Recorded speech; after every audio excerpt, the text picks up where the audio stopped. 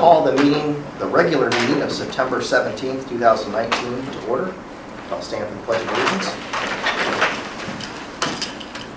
Pledge allegiance to the flag of the United States of America and to the republic for which it stands, one nation, under God, indivisible, with liberty and justice for all.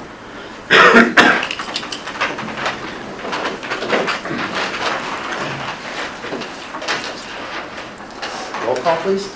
Larry Armstrong. Here. Sean Douglas. Here. Michael Howry. Here. Michelle Hayes. Here. Gene Sensi. Here. Is there a motion to approve the agenda? I'll move. I'll second. Any discussion? Roll call? Larry Armstrong. Yes. Sean Douglas. Yes. Michael Howry. Yes. Michelle Hayes. Yes. Gene Sensi. Yes. Vote is 5-0. Is there a motion to approve the minutes of the regular meeting of August 6, 2019? I'll move. I'll second. Any discussion? Roll call? Sean Douglas. Yes. Michael Howry. Yes. Michelle Hayes. Yes. Gene Sensi. Yes. Larry Armstrong. Yes. Vote is 5-0. Is there a motion to approve the minutes of the regular meeting of August 20th, 2019? I'll move. Second. Any discussion? Roll call? Michael Howry. Yes. Michelle Hayes. Yes. Gene Sensi. Yes. Larry Armstrong. Yes. Sean Douglas. Yes. Vote is 5-0. Open the first public participation portion for the evening on agenda items only. You have 5 minutes to address the board. State your name and address, please. Seeing none, board member reports. Oh, I continue to enjoy Mr. Tittman's leadership class. I went in again today, and he's doing a great job getting the kids to think and some group discussions. And it's fun being around students. It's been a long time. Great. Anyone else? Reports and recommendations of the treasurer. Thank you. I have a couple items to discuss that, if you can pass that down for me, that are not on the agenda. The first has to do with our ongoing issues with the real estate tax settlements. The auditor's office was in the paper today talking about the lateness of the tax settlement for the tax year 2018, which is collection year 2019. As you recall, back in May, I wrote a letter to Chris Galloway asking for lump sum interest for the delay in the settlement. I think I asked for $7,000, $5,000. I asked for $5,000 and we ended up getting $234. That was the first half settlement. They were working with a new system. Although none of us liked it, we kind of understood it. He promised that things would get better. We had a meeting with his staff and they said we would get the settlement. Most of us heard the week before Labor Day. One person heard the week after Labor Day. That turned into, I think the settlement will hit tomorrow. So I took the opportunity to send him and Chris Galloway, the county auditor, an email today. One, thanking him for getting us a cash advance because we hadn't collected enough in tax revenue yet because of the settlement being delayed to cover the debt payments that we have October 1st. Little concerning because I don't think at this point of the year we should be having to advance money to a debt service fund to cover any payments, which he immediately addressed in yesterday we got $120,000 advance, all for debt service. Every day that goes by that we don't get the money that this district is entitled to, we lose interest. It was bad enough first half that we were holding checks. I don't like doing that to our vendors. Our vendors are good to us. We like to pay them timely. But we ended up having to hold checks because we were running out of money. Not that concerned this time, because I think he's a little bit sooner than he was, but it's still later than it needs to be. So in my email to him today, I've asked for them to pay us an equivalent amount in interest that we could have earned in Star, Ohio, which is right now 2.25%. Last interest payment he made to us, it was at 0.63%. So while I'm not happy about the delay in the real estate tax settlement, it would be a little easier to accept if we were at least making the interest on the delay that we could have made here. So I just wanted you to be aware of that.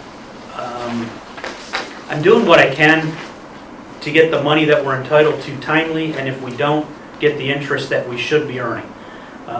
My guess You think is he'll do that? the interest that we could earn, no. No, I think so. Okay. they're going to pay us Thanks for hopefully the interest that they earned on it. But in my email, I asked why the funds are invested in something as simple as Star Ohio. I actually originally had by you in Star Ohio and then realized the auditor probably doesn't have the authority to invest the funds, it would be the treasurer. So based on what we get for an interest rate this time around, I think the next email will go to the county treasurer and say, hey, why aren't you guys in Star Ohio? It's an incredibly simple investment. It's like a money market that you can move money in and out every single day. Pretty much guaranteed, right? Like money market. It is, yeah. It's guaranteed based on collateral. Like all our investments have to be collateralized to 105%, and that's what Star Ohio is. So Do you know where their money, where they keep the money? I do not.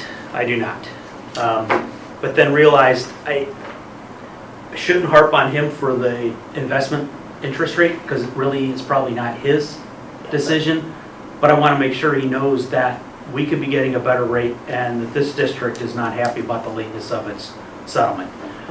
All treasurers are a little upset that this has happened again. But Star Ohio is not like the most, I mean, they're a very low interest, low yield investment. I mean, they're just one of the ones that we're allowed to use that give us guaranteed. Yeah, it's run by the Ohio Treasurer of State, and it is one of the investments that is actually in our board policy, investment policy. They basically look, I think it's not even a year out for their investment. So it's a short-term investment. If we ever have money, we can lock up longer, like we do with the sinking fund or the scholarship fund. We can get a better rate, but we can't lock up money for 2.5 years to get that better rate. Star Ohio is that investment vehicle where we can put money in and take it out the next day, and it's going to earn a little bit of interest for us. And are the other treasurers in the area also requesting the interest as well? Yes, I know a few of us wrote the letters. Actually, Riverside was the first one. I wrote it, and I think Perry may have written one. I sent this to a couple just to make sure it looked okay, and I think they're going to use it and request the interest. In the email from the county auditor's office today saying the tax settlement's coming and how it's going to look, which we had issues with that, but we've worked through it. They said they are now, once they get the settlement done, working on the interest payment calculation. So hopefully within a few days we'll know what that is, but I suspect it won't be at the same rate that we would have earned it. My point of my comments on Star was that it's a very low interest thing, but it's just guaranteed, and it's one of the things that public entities are allowed to invest in. Correct, yes. So it's not like we're comparing what they're giving us against some great investment that just happened to yield a whole bunch of interest to folks. Yeah. It's very low. Right. It's a low bar to start. Right. That's my point. All public entities are limited in what they can invest in. And they need to be FDIC insured or collateralized. And frankly, CDs and treasury notes are about as good as it gets. And that's what Star Ohio does. It doesn't, we don't have to worry about how long it is to maturity. It's a bank account, it's a savings account. And then the other item is the 5-year forecast is on the agenda for tonight. Actually, I want to make one comment about the permanent appropriations. I'm going to send these into the county auditor, and I don't know what's going to happen with Fund 467, the Student Wellness and Success Funds, because it actually hasn't been set up by the state of Ohio yet. I've removed those funds from the 5-year forecast, and I'll tell you the effect of that in a second. But I'm hoping that before the end of September, the state sets up and allows that fund, and then in October, I'll have to come back and have the board approve it once we know for sure that it's Fund 467 and what we have to call it. So I've made that assumption that we're going to have a 467 fund and it's going to be called Student Wellness and Success. So onto the 5-year forecast. Again, it doesn't include any revenue from Student Wellness and Success funds, nor does it include any of the expenses associated with that. So what I did is I prepared the 5-year forecast like I normally do, and then I took out $500-some thousand in revenue. The exact number is $569,000 in revenue, and took out about $490,000 in expenses because we are going to spend additional money on the items that the governor said this is where you need to spend it. In addition to what we're already doing, we're going to be doing more for the students. Exactly what that looks like yet, Angela's going to be working on that plan. All those expenses will come out of Fund 467. So for the first year, our revenue after the initial forecast went down $569,000 and the expenses went down $490,000. And then the next year I took out the same amount of revenue and additional expenditures. Just for 2 years. You're going to see some of the expenses go up considerably after the first 2 years of the forecast. That is because those expenses that we redirected to Fund 467 are now part of the general fund again. So for the last 3 years, they're included in those numbers. Other items in the... Can I ask a clarifying question on that? Mhm. The allocation for next year is more than this year, so you took out the increased allocation. Yeah, I took out, Because you out of said- the revenue, yeah. $569,000 this year and $825,000 next Okay, year. I just. But I took out clarified. the same amount of expenses both Correct, okay. So the other items in the forecast, real estate tax revenues increased by 0.5% each year. That's pretty much just new construction. And state revenue is flat. So I don't anticipate the state doing anything else, but if they do, that would be great. I'd like them to continue the second year funding for the Student Success and Wellness Funds. And if they do that, then that is about another $746,000 each year that we will redirect expenses to that new fund. Wages only include the currently negotiated increases, which means after this current year, all we have is what the effect of the base increases are. Benefits are set to increase about 8% a year. That's mostly the benefit for health insurance is 8%. The benefit for retirement is based on what we think the wages are going to go up each year. And all other expenses are increased by an average of 3%. So if you look at the second page, bottom line this year is improved from the forecast that was in May because of those extra funds or the removal of the expenses associated with the extra funds. So we're looking at a balance a little less than $400,000. And I sat back and thought, and while some people may think that that's a lot of money, it's actually 5 days worth of operations. A healthy financial picture is somewhere between 30 and 60 days. Some say as high as 90. We're at 5 days. If we use 30 days as our benchmark, we would need as an ending balance $2.3 million. So we're still well below what a healthy financial situation is. You look at the end of next year, it's negative $752,000, which again is better than the forecast because of removing those expenses. So Angela and I have been talking about this, and I think we've talked to the board. We'll be coming with a plan to address the deficit over the coming months for board meetings. Any questions on the 5-year forecast? I think the big one that I'm going to hear from folks is, didn't you just pass a levy a couple of years ago? How can you be in the negative a year or two out? And the answer to that is the levy produced a certain amount each year, and our expenses continue to rise with inflation, and sometimes more than inflation on those costs that we have no control over. And to add to that, it was first new money in 28 years. Sure. So by doing that, we knew it was gonna be, you know, a few years, because when you've been that far in the hole, that was to help us, you know, protect and preserve what we have. It's, we have never been flush with money in this district, and I think we do a pretty good job with what we do, and, you know, where are we at from the bottom, Mike, again, in revenue and expenses approximately?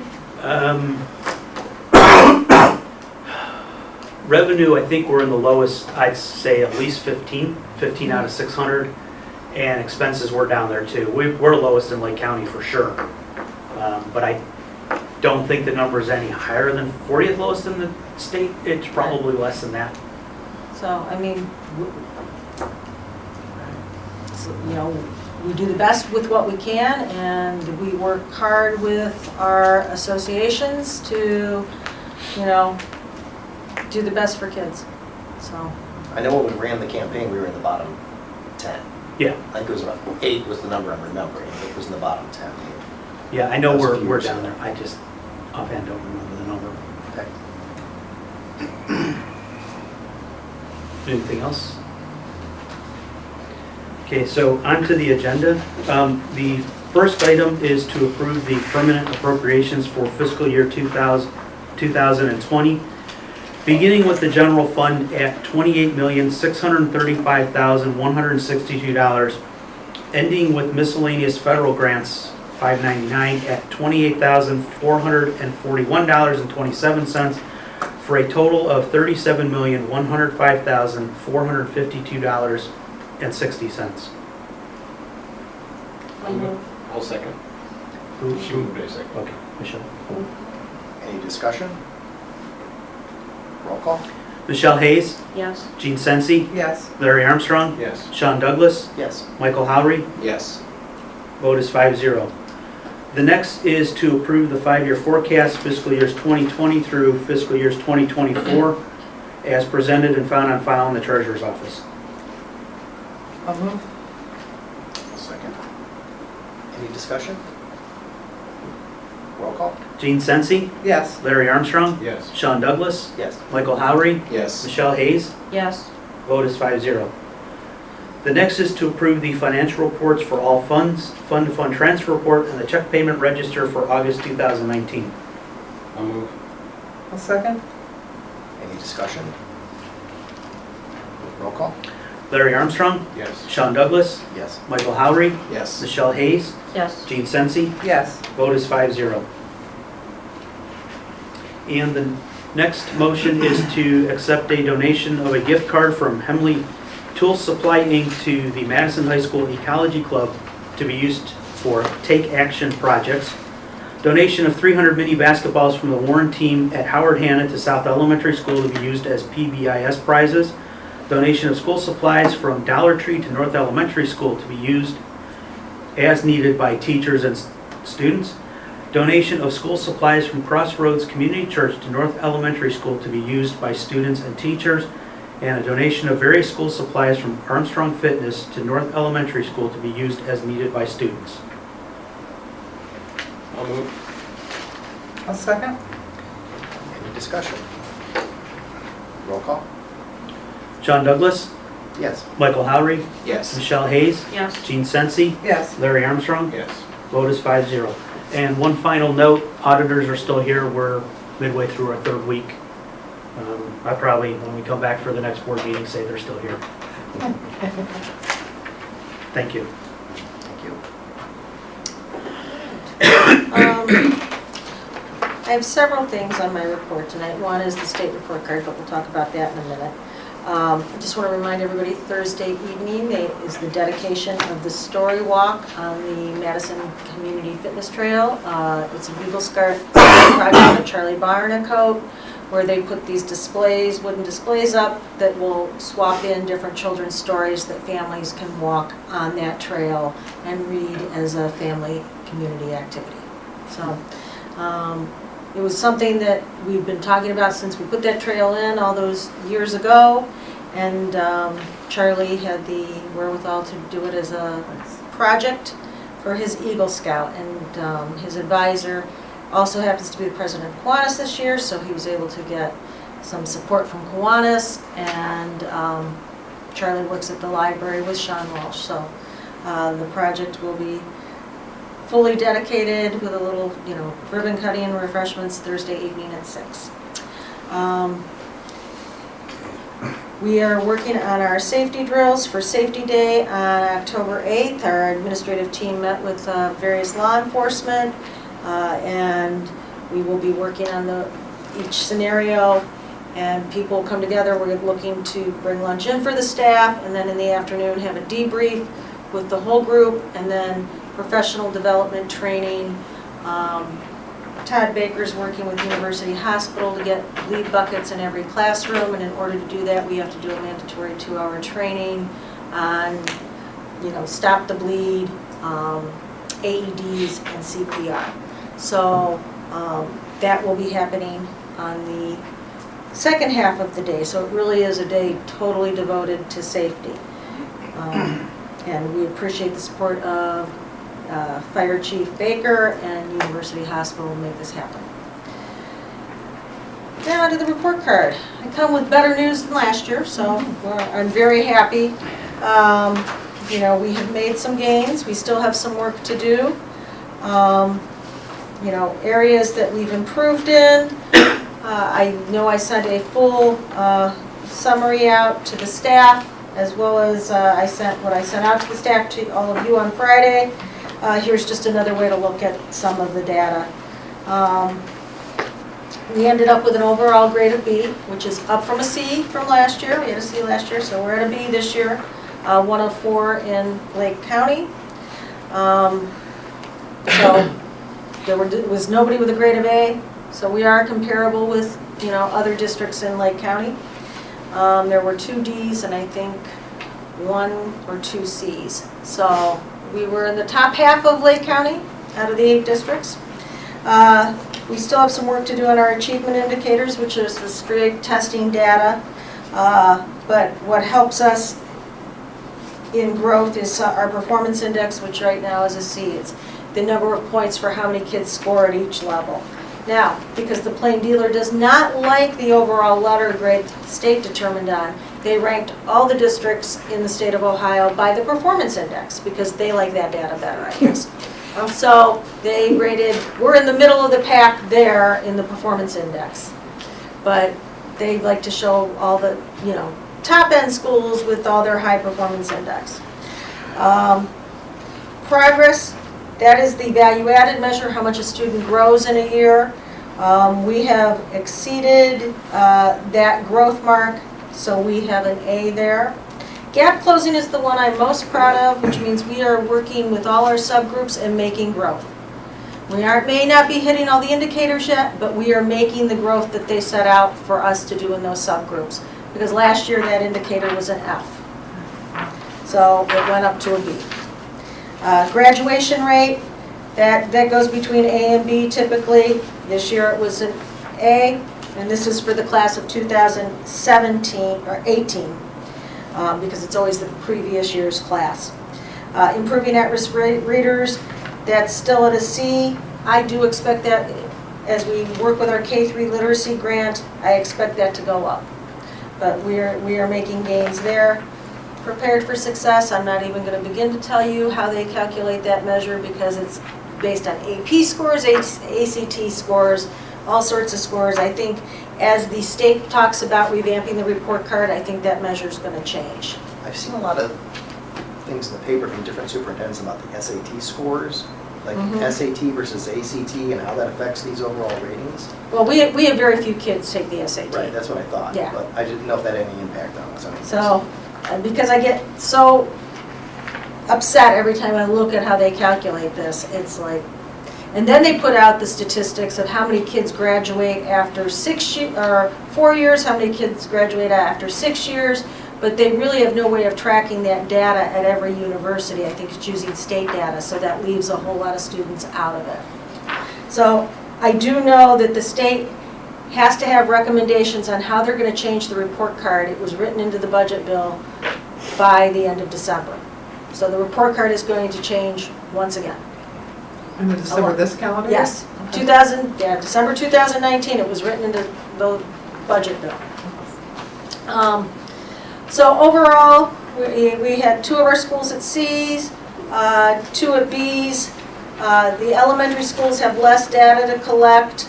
And I think I forgot to change prepared to success on my slide, so I will on my updated version. It should be a D, because that was last year's indicator, because I sort of used the template.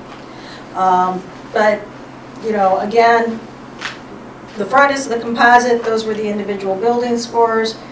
Some areas of strength and improvement on this report card: 4th grade math, they came in at 87%, so we got that indicator this year. I think last year we just missed it by a little bit. High school biology, high school government, US history, graduation rate went up, attendance as a district is still a strength, gap closing and progress were areas of strength. We continue to improve on the high school end of course exams in ELA 1 and 2. ELA 1 though will be going by the wayside, I think this year, because the new graduation requirements are only for the ELA 2. So freshmen will not be taking this ELA 1. So we'll see what happens. They're still debating on the geometry because they have to get a waiver from the federal government. So they will take the geometry. It just is a matter of whether it will count towards the graduation requirements, but it will probably count in the report card. Progress indicator, as I said, went from C to A, gap closing F to B. Increase in the number of indicators. We keep going up one by one, but we're still below the standards. And Madison Middle School continues to make gains, which is good. Challengers, while it's a strength that we're increasing indicators, it's going up slowly. Again, prepared for success is based on factors outside of control. For example, industry credentials are through Auburn, and sometimes when you report, they don't get those credentials until after reporting's over. One key area is like cosmetology. The students will go through that 2-year program, but many of them don't test until June or July, and then they don't, count in the data. But overall, we made a few gains there. What we continue to do to improve, obviously our grant work at Madison Middle School and the elementary early literacy work. We are continuing to work with ELA and math. Curriculum-wise, I think a focus this year, as Dave has shared with you, the district leadership teams, building leadership teams, and teacher-based teams are all geared towards that continuous improvement model. And I can tell you that for the last several late arrivals, there's a lot of meetings going on and people are getting a lot of work done. So that shift to have the late arrival be a true late arrival has helped, because you're not worried about supervising kids in the building and they can really dig into the work. So you're confident there's a real strong correlation between late arrival and improvement? That's what you're saying. I'm hoping, because this is first year for late arrival, that we're going to see more improvement. We've had that late arrival, but we were still having kids there. So Yeah. using that time for professional development, yes. Good. Because things are always changing, and giving teachers the time to look at data and how their students are working is important. Just gives us talking points to the community. Well, didn't Dave in his last report talk about that statistically, when you look at it, that research shows that these late arrivals are Yes, helping? yes, So hopefully we're living up to the standard for the statistics. yes, yes. What we continue to do to improve, making sure, and this has been a big focus of the math work, because the new math program is a little more rigorous in some of the expectations because they're aligned to the new standards. And we're looking at teachers accurately measuring those grade level expectations as they're aligned to the state standards, and they're working hard at it. And it's challenging to some very good teachers, but I think those very good teachers are going to translate that into improvement for our students.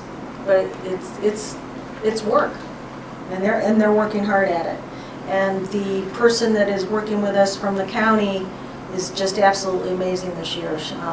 Shannon Ranta, she's a go-getter, and she's in those classrooms, helping the teachers with the new program, making sure that it's working the way it needs to work. Because in my day, I just don't have time to do that. And to have that support is amazing.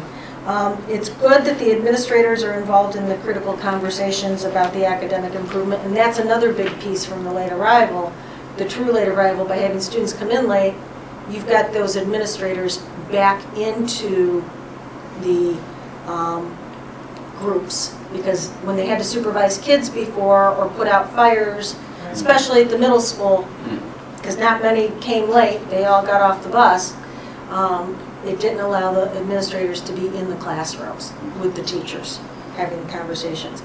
You know, lesson plans, administrators are reviewing those, making sure they're aligned to the state standards, and looking at data generated from those teacher-based teams and common assessments. And so there's some good conversations and good work going on. You know, what are we overall doing to improve? It's growth is continuous improvement is always happening. You don't want to be stagnant. It's ongoing work. We have the direction, we have a strategic plan, we have commitment from staff that we want our students to succeed. You know, and we're constantly looking how we can align those arrows. Curriculum instruction, using that response to intervention, because if we get really solid in response to intervention, hopefully that identifies less students with special needs, because we're meeting the needs through our general curriculum. And when that happens, eventually, because, you know, one of our biggest expenses, and Mike and I have talked about it, and there's nothing you can do, a good 20% of our budget is special education costs, right? Approximately. So, you know, if we can lower those costs, then we have other costs to, you know, with the general fund and population. Education on the college and career readiness options, and again, the new graduation requirements, I think, are going to help find ways to help students succeed in multiple ways. And again, I think the engaging in the conversations through teacher-based teams, process, and the professional development is really going to help. You know, and again, I use the same slide as last year because I think the report card measures one part of the puzzle. But we have so many other great things that happen in this district each and every day. We have talented musicians, students that give back through community service. We have artists, we have competitive athletes. We have students involved in scouts, such as the one I just talked about. Students helping out other students, you know, being that support to one another. We have a tremendously kind and generous community. I can't say that many high school, I shared it with you in my newsletter on Friday, but when I went to the PEP assembly for the Perry game on Friday, and I brought out my friend Dick Harmon, who is 86 years old, you know, the minute I went to the microphone, the kids were quiet and respectful. And then they gave him such a welcome and made his day. His day would have been made, and we won the game the next day, and there wasn't the monsoon and the bad weather, but, you know, he was like a hero for the day, and our kids embraced that. And, you know, you could go to a lot of other places, and that might not happen. So that's a very special thing.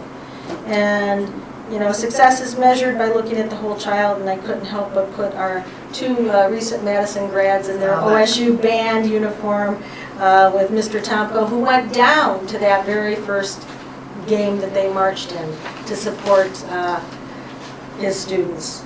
So I think we're heading in the right direction. Questions?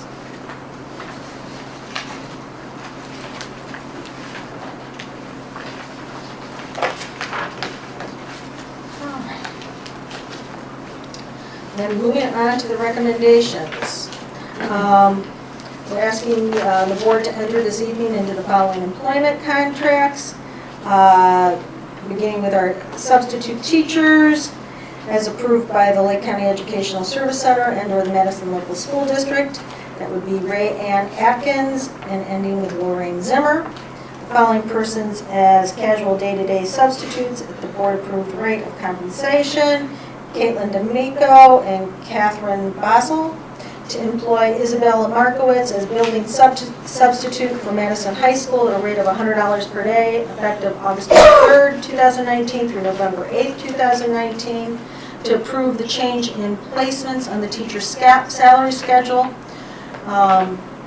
pursuant to ORC and the MEA negotiated agreement, beginning with Brittany Kemper and ending with Zencraft, and to approve the following transfer: to transfer Tammy Whiteley from a 7-hour position as a library aide at Madison High School to a 6.25-hour position as a library aide at South Elementary. I'll move. I'll second. Any discussion? Roll call? Michael Howry, Yes. Michelle Hayes, Yes. Gene Sensi, Yes. Larry Armstrong, Yes. Sean Douglas, Yes. vote is 5-0.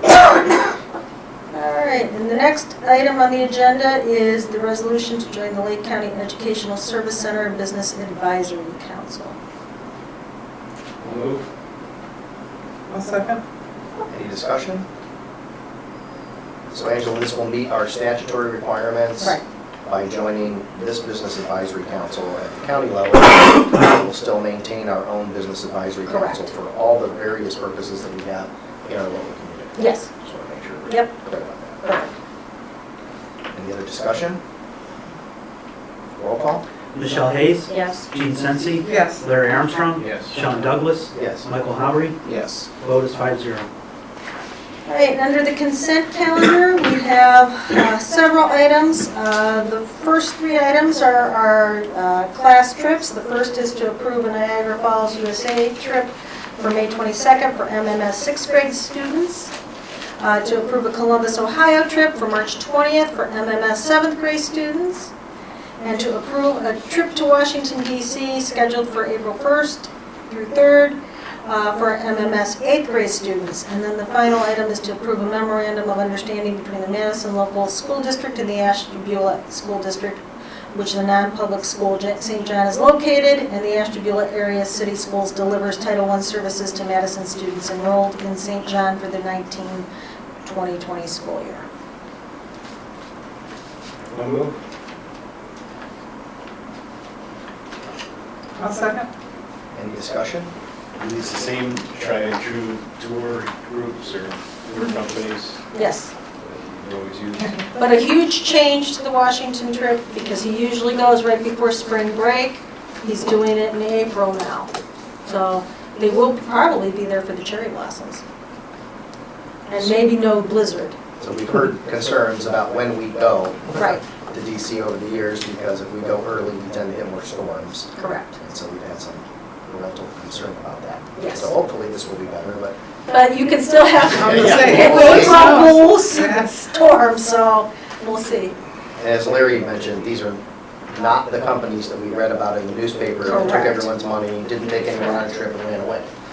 They're the same companies that we've been using for years. So. Any other discussion? Roll call? Gene Sensi, Yes. Larry Armstrong, Yes. Sean Douglas, Yes. Michael Howry, Yes. Michelle Hayes, Yes. vote is 5-0.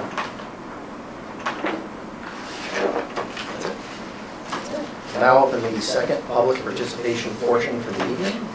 Address the board. Any item that you'd like to address the board, state your name and address. Seeing none, is there a need for executive session? Are you sure nobody in the audience has a question on the treasurer's report? Sure. Okay. Just on behalf of the board, I want to thank Chief Baker for his work on this UH grant here, where we're getting these buckets in the rooms. And I know he did some work on that in order to make that happen. And then we have to do some work as well, training staff, and I'm sure his folks are going to be here to help us with that. So I just think that's important to know, with good collaboration with Fire District, and it's always good to have that. So. Yes. And good work on the report card. Absolutely. Is there a motion for adjournment? I'll move. I'll second. Any discussion? Roll call? Larry Armstrong, Yes. Sean Douglas, Yes. Michael Howry, Yes. Michelle Hayes, Yes. Gene Sensi, Yes. vote is 5-0.